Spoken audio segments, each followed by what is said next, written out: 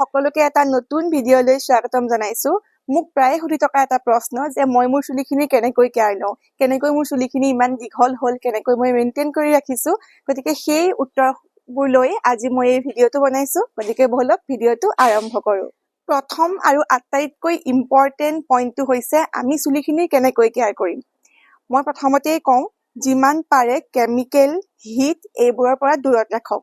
চুলিৰ কাৰণে chemical, hit একেবাৰেই বেয়া।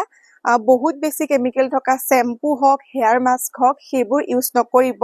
আৰু আজিকালিতো আমি প্ৰায়ে দেখিছোঁ হেয়াৰ স্মুথনিং, হেয়াৰ ষ্ট্ৰেটনিং এইবোৰ কৰে।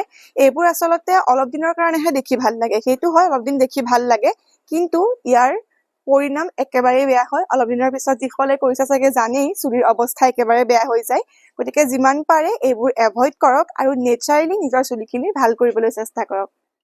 এতিয়া নেচাৰেলি ভাল কৰিবৰ কাৰণে আমি চুলিত কি ইউজ কৰিব পাৰোঁ। মই প্ৰথমতেই কওঁ, জবা ফুল বা জবা ফুলৰ পাতটো, সেইটো এটা পেষ্ট বনাই পেলাই চুলিত লগাব পাৰে। তাৰ লগত কণী মিক্স কৰি ল'ব পাৰে। সেইটো চুলিৰ কাৰণে বহুতেই ভাল হয়। চুলিক একদম ধুনীয়া চিল্কি কৰি দিয়ে।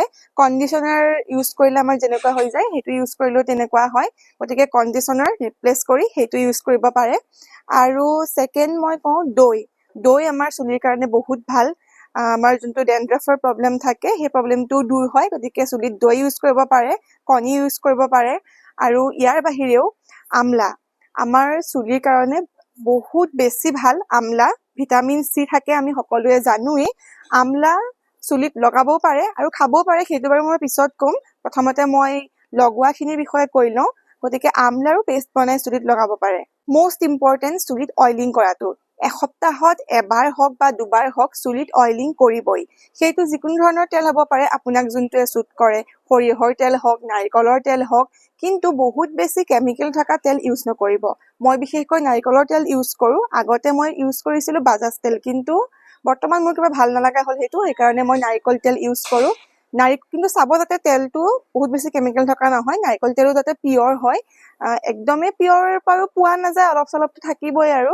বাৰু যি নহওক, তথাপিও যিমান পাৰে কেমিকেল কম থকা নাৰিকল তেল ইউজ কৰিব। আৰু এটা কথা কওঁ, ৰাতি শুওঁতে চুলিখিনি কেতিয়াও মেলি পেলাই নুশুব।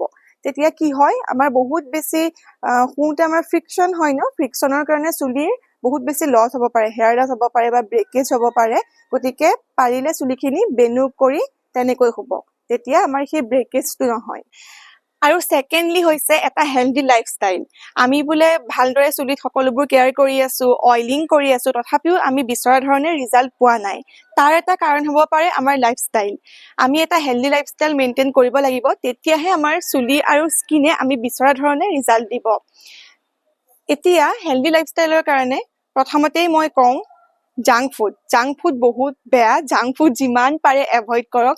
ময়ো খাইছিলোঁ আগতে, কিন্তু তাৰ ৰিজাল্টটো মই বহুত বেয়া পালোঁ। গতিকে মই এতিয়া যিমান পাৰোঁ জাংক ফুড এৰিছোঁ। একেবাৰে এৰিয়ে দিছোঁ, এতিয়া মই নাখাওঁৱেই বাৰু। গতিকে যিমান পাৰে জাংক ফুড এভইড কৰক আৰু এটা হেল্ডি ডায়েটলৈ শিফ্ট কৰক। আৰু ডায়েটত যিমান পাৰে প্ৰটিন ইনক্লুড কৰক, কাৰণ আমাৰ স্কিনৰ কাৰণে হওক বা চুলিৰ কাৰণে হওক প্ৰটিন বহুত বেছি ইম্পৰ্টেণ্ট। আমাৰ হেয়াৰত কেৰাটিন প্ৰটিন থাকে, গতিকে প্ৰটিন যিমান পাৰে ডায়েটত ইনক্লুড কৰক। আৰু এটা কথা কওঁ মই, ৰাতিপুৱা খালী পেটত পাৰিলে এটা বা দুটা আমলা খাওক। কেঁচা আমলাটো আনি থৈ দিব, সেই আমলা এটা বা দুটা খাওক। আৰু যদিহে তেনেকৈ ডাইৰেক্ট খাবলৈ বেয়া পায়, তেনেহ'লে জুচ বনাইও খাব পাৰে। কিন্তু ডাইৰেক্ট খায়ো বাৰু ভালেই লাগে। মই তেনেকৈ ডাইৰেক্টেই খাওঁ। আজি অলপ দিনৰ পৰা মই খাই আছোঁ।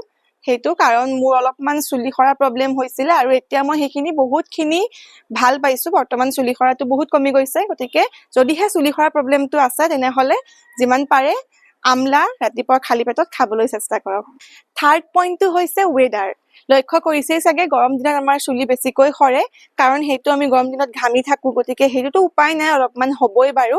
কিন্তু পানীৰ ওপৰতো আমাৰ চুলি বহুত ডিপেণ্ড কৰে। যদি পানীটো বেয়া হয়, আমাৰ চুলি সৰে, বা চুলি থাকিলেও চুলিখিনিৰ হেল্থটো একদমেই ভাল নহয়, বহুত বেছি বেয়া হয়। গতিকে যদিহে পানীটো বেয়া, তেন্তে এটা কাম কৰক, ফিল্টাৰ কৰক। ফিল্টাৰ কৰি পেলাই চুলিখিনি ধুৱক।